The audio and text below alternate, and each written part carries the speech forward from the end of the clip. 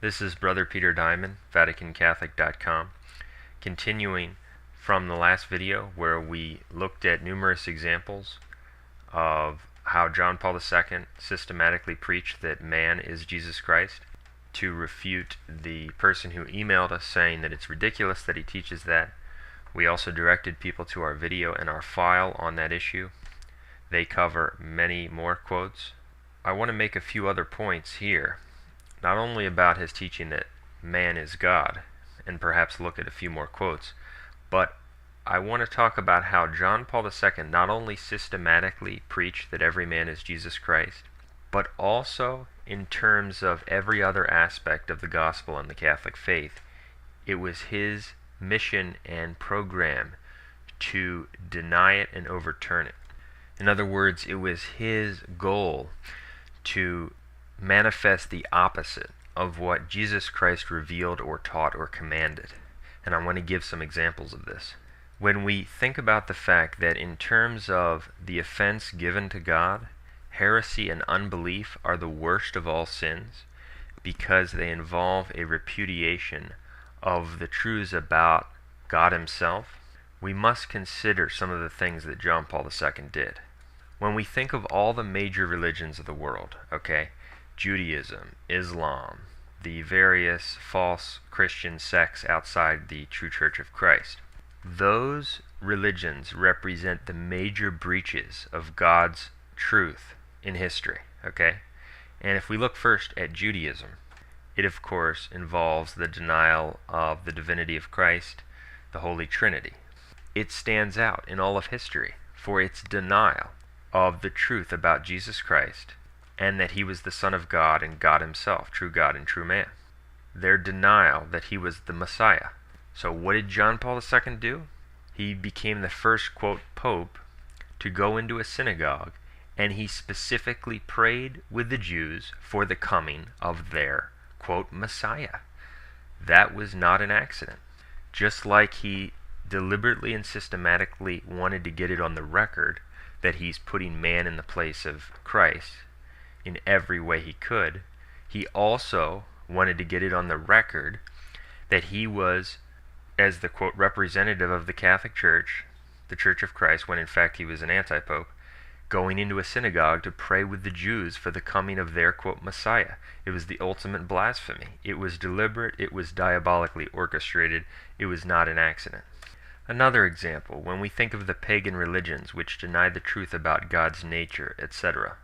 Well, on one of his trips, and you can see the footage for this in our video, he was at this gathering of pagan, essentially witch doctors, and they were concocting this large drink, as part of their pagan religious ceremony. And Scripture says that their worship is the worship of devils. And what does Scripture say about this? In 1 Corinthians 10:21, St. Paul says, you cannot drink the chalice of the Lord and the chalice of devils. So there's a prominent condemnation in sacred Scripture of drinking from the chalice of devils. That stands out. It stood out for thousands of years. And so at this false pagan gathering where they're concocting this essentially big bowl of a drink as part of their pagan religious ceremonies, it is truly drinking from the chalice of devils. They stir it up, invoke their false gods, and then they bring it up to John Paul II.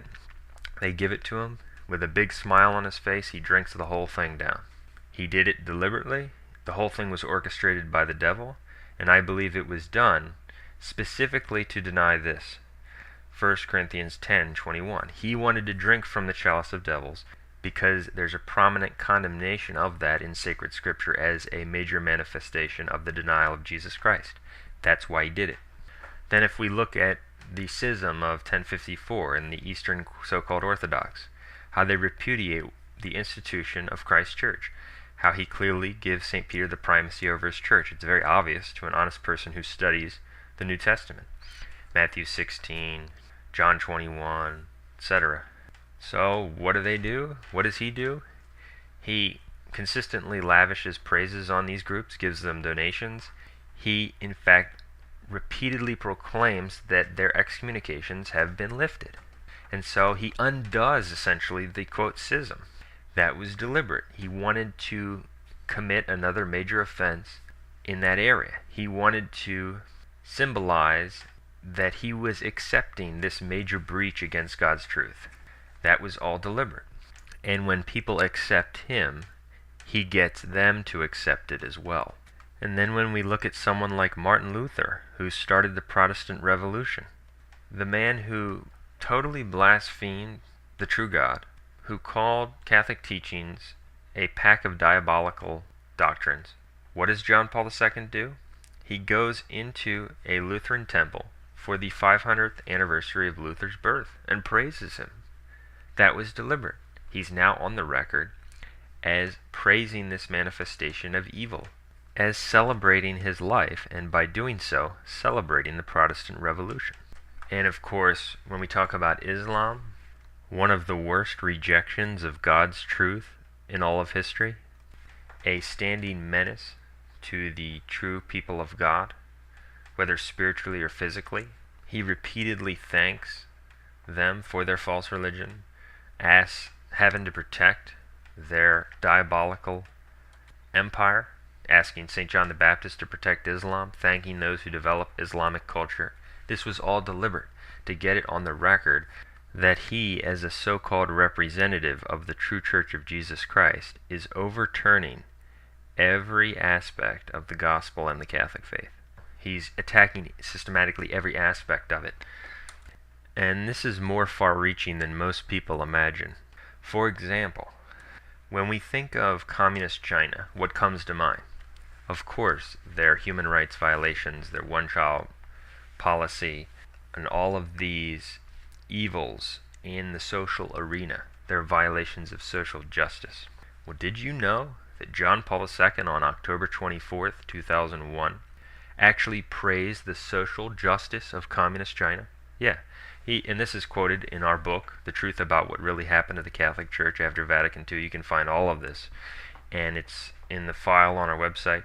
Speaking of China, he says, quote, "The Catholic Church, for her part, regards with respect this impressive thrust and far-sighted planning. The Church has very much at heart the values and objectives which are of primary importance also to modern China: solidarity, peace, social justice." End quote.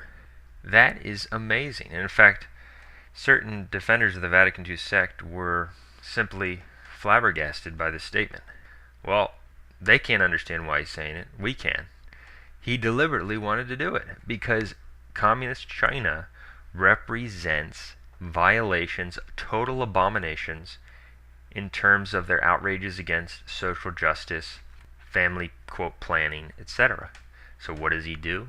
He praises their, quote, social justice and their, quote, far-sighted planning. Think about that language. Far-sighted planning. He's deliberately praising here their one-child policy. That's what he's talking about. And it's so evil that people say, there's no way. Yes, that's what he's doing. Because he was totally of Satan, and that was part of his mission. But if you don't have the grace of faith, if you're of bad will, then you're going to lack the grace to see what's really going on. We could continue with so many other examples. When we think of the most important doctrines of salvation, outside of knowing the true God and what you have to believe, we think of heaven, hell, and purgatory, where people ultimately end up, right? Obviously, these are the most important considerations. So what does he do? He says that heaven and hell are not actually places. Remember that?